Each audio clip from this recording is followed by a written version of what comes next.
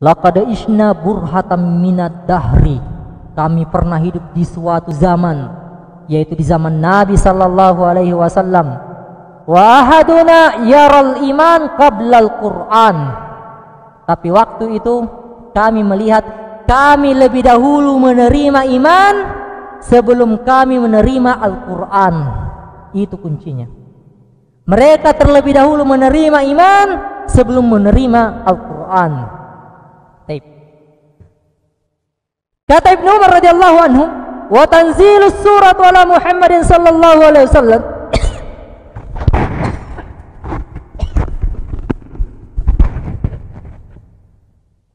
Turun surah kepada Muhammad sallallahu alaihi wasallam. Fa nata'allamu halalaha wa haramaha. Kami mempelajari halalnya dan haramnya, wa amraha, perintahnya, wa zajiraha, dan larangan itu. Wa ma yanbaghi an nuqafa indahu minha.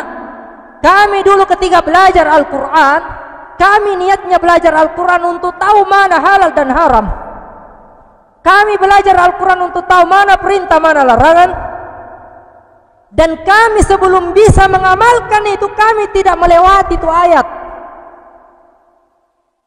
Dulu tabi'in mengatakan kami diajari para sahabat Al-Qur'an 10 ayat. Dan kami tidak melewati 10 ayat tersebut sampai kemudian kami amalkan isinya. Kata Ibnu Umar, itu di zamannya Ibnu Umar kepada generasi sesudahnya, kata beliau, kama ta'allamuna antumul yawmal Qur'an, thumma laqad ra'aitul yawma, saya lihat pada hari ini, rijalan yutahadumul Qur'an qablal iman. Mereka menerima Al-Qur'an sebelum mereka menerima iman. Itu masalah perbedaannya. Kalau saja Ibnu Umar ini katakan kepada muridnya para tabi'in, bagaimana dengan zaman kita ini? Pertanyaan, kalau saya bahasa sederhanakan, apa sebenarnya niat-niat kita belajar agama? Apa sebenarnya niat-niat kita belajar Al-Quran? Apa sebenarnya niat-niat kita belajar hadis Nabi sallallahu alaihi wasallam? Apa sebenarnya niat-niat kita mendatangi majelis-majelis ilmu? Apakah ada kejujuran keimanan di situ? Baik. Fayaqra'u ma baina fatihatihi ila khatimatihi. Kalian membaca dari awal surah Al-Fatihah sampai penutupnya surah An-Nas, wala yadri ma amruha wala yadri ma amruhu. Dia tidak tahu apa perintahnya Al-Qur'an, dia tidak tahu apa larangannya Al-Qur'an, wala zajiruhu wala ma yanbaghi ayyaqifa indahu minhu wa yansuruhu nasrad daqli. Dia membaca Al-Quran kayak tidak lebih daripada mengunjak kurma, biji kurma, lewat begitu saja. Al-Quran dikunyah-kunyah saja, tidak masuk ke dalam kerongkongan, tidak masuk ke dalam hati. Al-Quran tidak menembus ke dalam hati kita. Al-Quran tidak wujud dalam perbuatan amalan.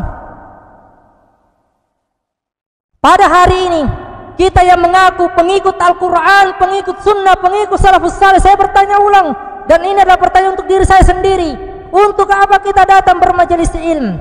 Apakah untuk diamalkan? Apakah kita sudah siap menerima Al-Quran itu? Atau jangan-jangan kita jadikan Al-Quran hanya senjata untuk menjatuhkan orang? Saya mau pergi belajar karena saya tadi kalah debat, saya harus kembali belajar, lebih banyak hadis, lebih banyak ayat. Ayo kita ulangi debatnya. Apakah itu yang kita datang untuk belajar? Itu perbedaannya. Kenapa para sahabat? Karena mereka memang datang siap untuk diatur Al-Quran. Bukan sebaliknya, kita yang mengatur Al-Quran. Ayat ini sebenarnya bukan itu maksudnya, tapi nafsu kita mengatakan ayat ini taruh di sini. Bagaimana dahulu Rasulullah sallallahu alaihi wasallam membina para sahabatnya dengan Al-Quran?